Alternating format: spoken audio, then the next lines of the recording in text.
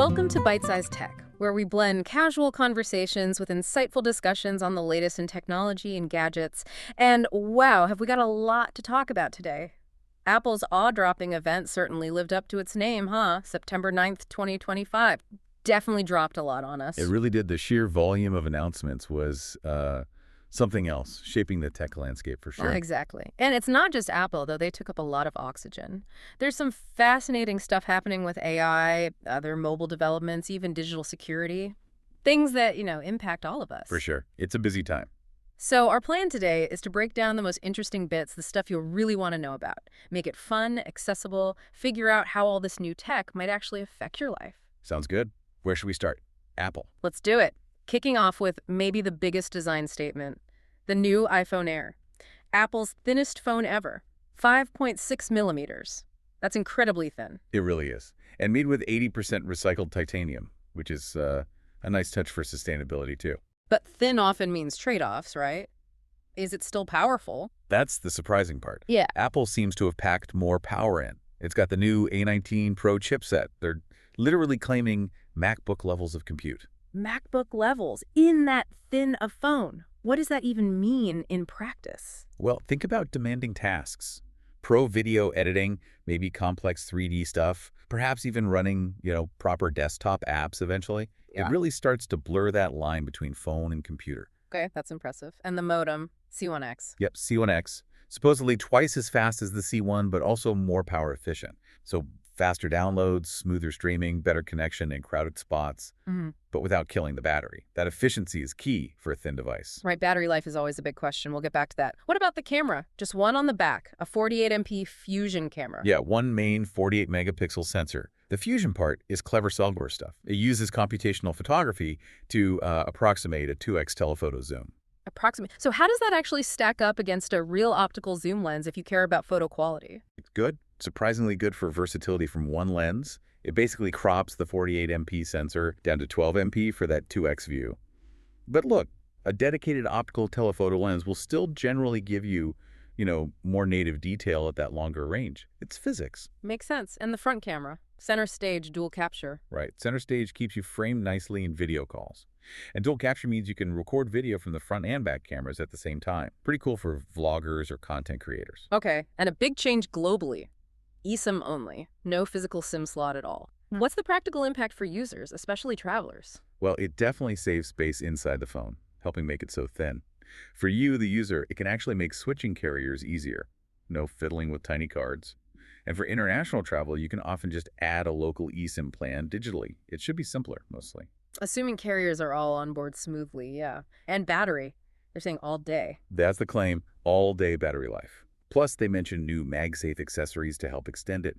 And colors. Black, white, gold, and a nice sky blue. Okay, let's shift to the standard iPhone 17. Not the Air, but still got some surprisingly beefy upgrades, right? Cameras especially. Yeah, the standard model really stepped up. It gets a 48-megapixel ultra-wide this year. Plus, the main 48MP camera now has that same 2x optical quality zoom trick we talked about. So again, using the main sensor crop for zoom, not a separate lens. Exactly. Yeah. Leverages that high-res sensor and smart software. Gives you more shooting flexibility without adding the cost or complexity of another lens module on the standard model. Smart. And the front camera got a boost too. Big time.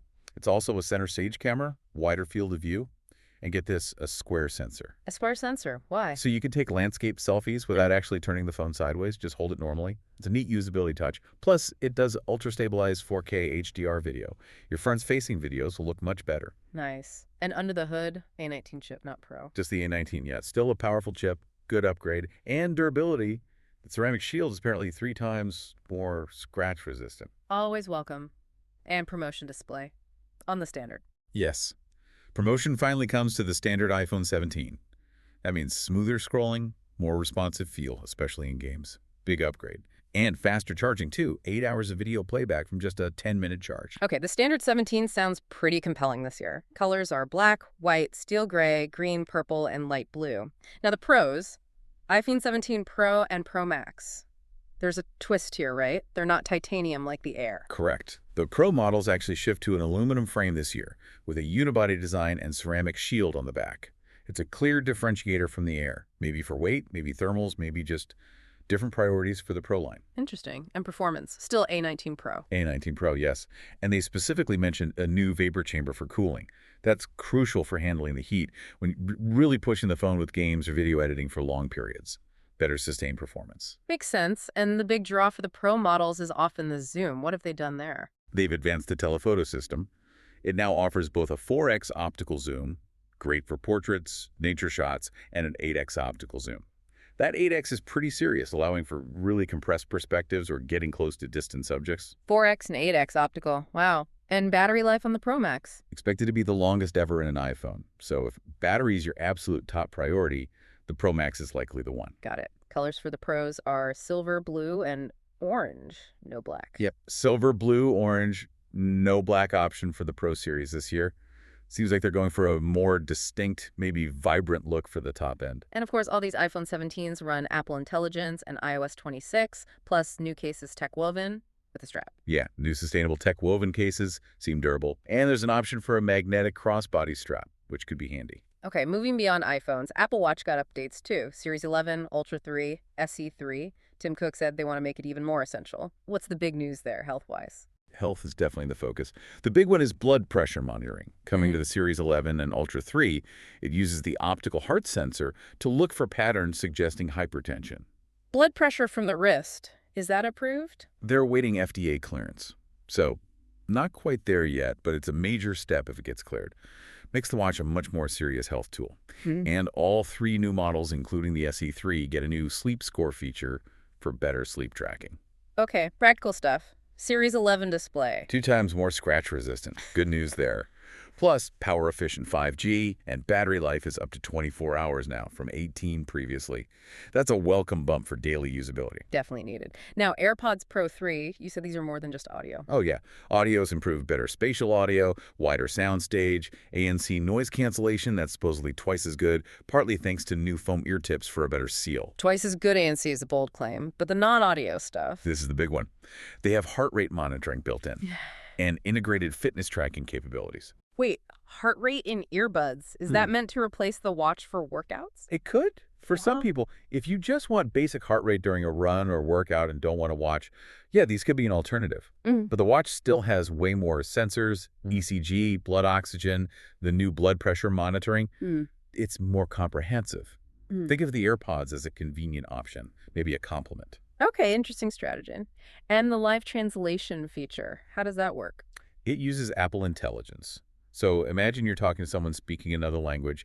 Your AirPods lower their voice volume slightly, feed you the real-time translation, and display your translated words on your iPhone screen for them to read. Like a universal translator almost. How seamless is it really?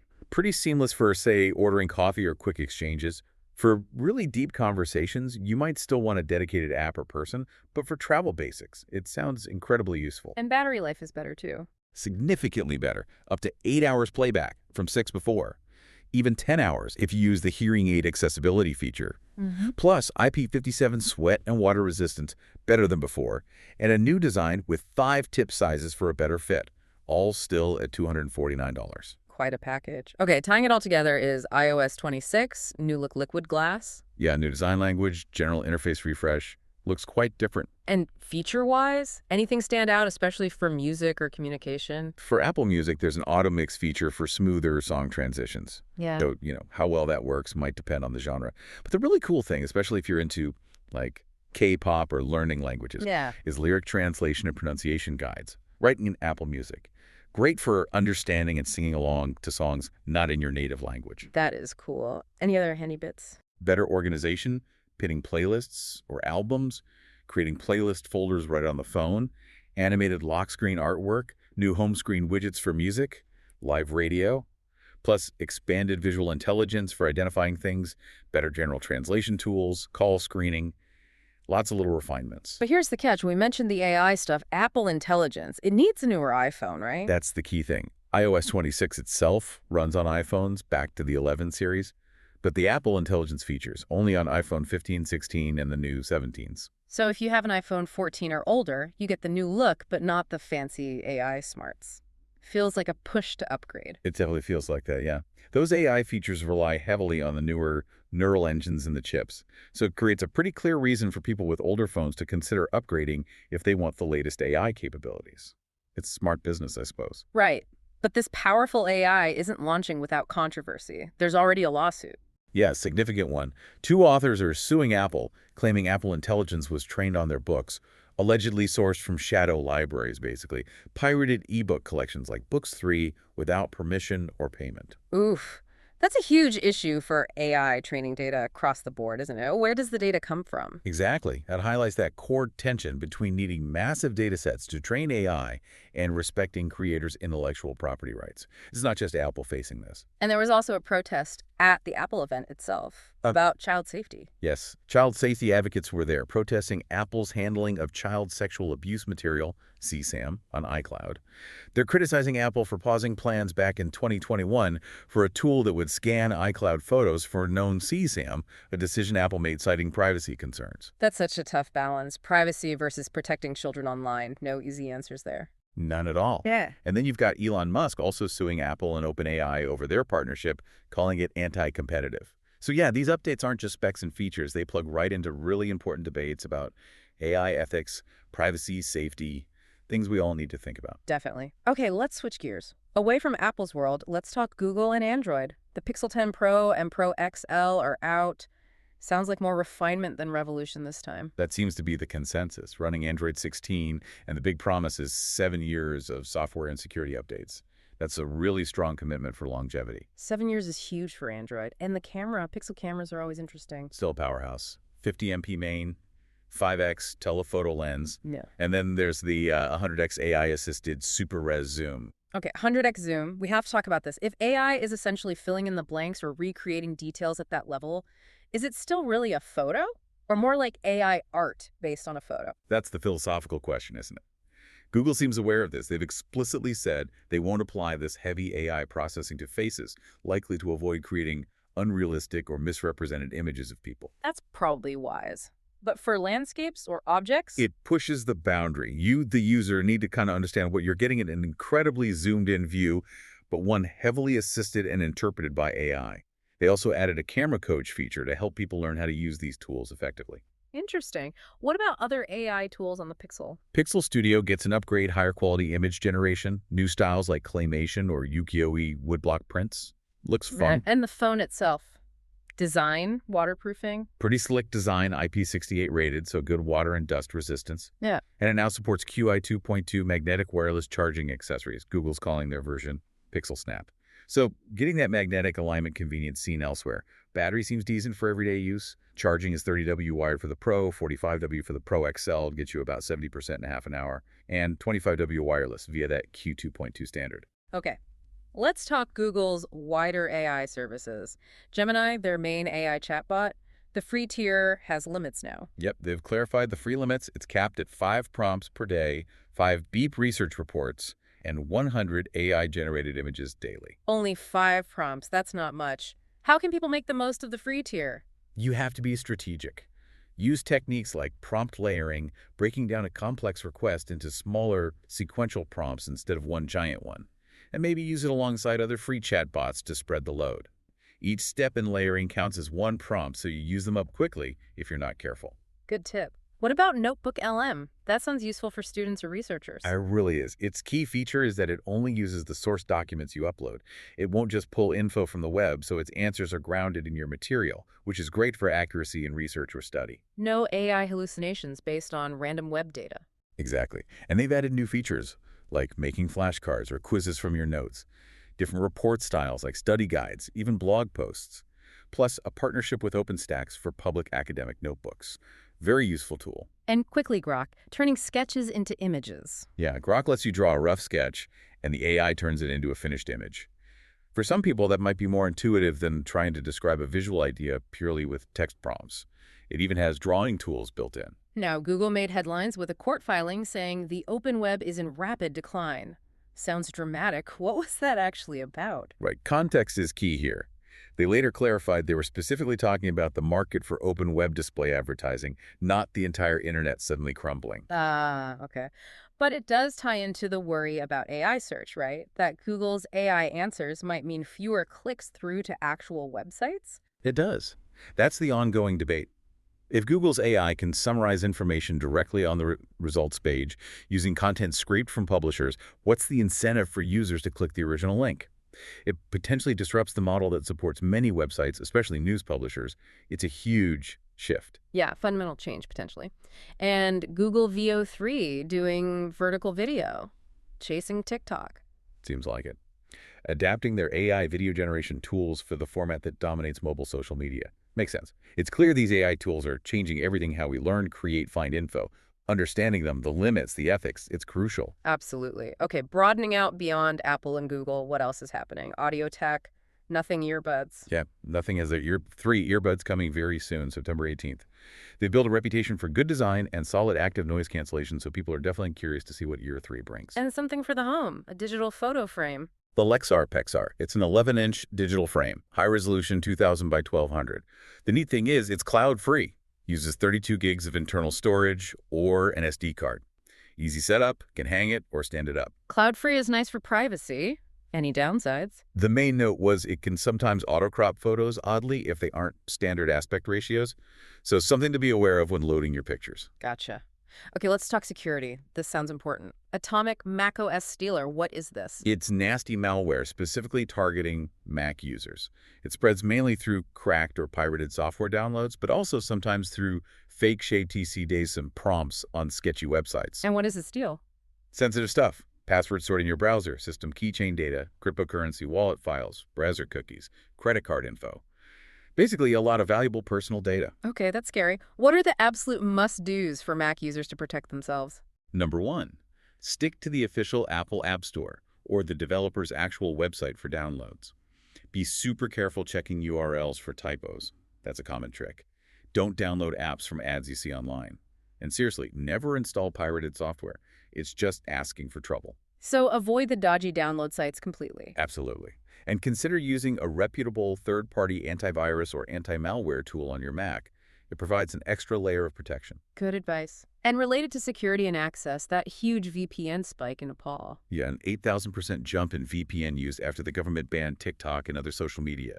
It just highlights how crucial tools like VPNs become for accessing information when governments impose restrictions. A real digital rights issue. Definitely. And another deadline reminder, Windows 10. Right. The clock is ticking. End of support is October 14th, 2025. Just over a year away now. But there's a way to get security updates for longer. ESU. Yes, Microsoft is offering free extended security updates for consumers for one additional year until October 2026. But that only covers critical security patches. No new features, no bug fixes for non-security issues, no tech support. It's really just a temporary safety net. Upgrading to Windows 11 is the recommended path. Okay, good to know. And finally, circling back to ethics and safety, Meta and VR whistleblowers. Yeah, there were renewed allegations from whistleblowers claiming Meta potentially sidelined internal research, pointing to safety risks for kids and teens using VR headsets. Meta countered, showing they've approved many safety studies and do enforce age limits, 13 plus generally, 10 plus for some specific experiences. So another complex situation around tech's impact on younger users. Exactly. It reinforces that need for ongoing scrutiny and discussion about how we manage these powerful new technologies responsibly, especially concerning vulnerable groups. Staying informed on security, software updates, and these bigger ethical questions is just part of using tech today. Wow, okay. We covered a ton of ground there. From Apple's super thin iPhone Air and the AI pushing into everything, to Google's camera zooms making us question photography itself, plus those critical security warnings. It's a lot. The pace really doesn't slow down, does it? And the challenges like AI ethics and digital safety, they just keep getting more complex. They really do. So thinking about everything we've discussed, all the new gadgets, the AI breakthroughs, the controversies, what's maybe one thing that really stands out to you now? How do you see all this shaping your own tech life in the next year? Is there one area you're particularly curious or maybe even a bit concerned about? Something to mull over. Thanks for tuning in to Byte-Sized Tech. If you enjoyed this episode, like, comment, share, and subscribe for more fun tech discussions.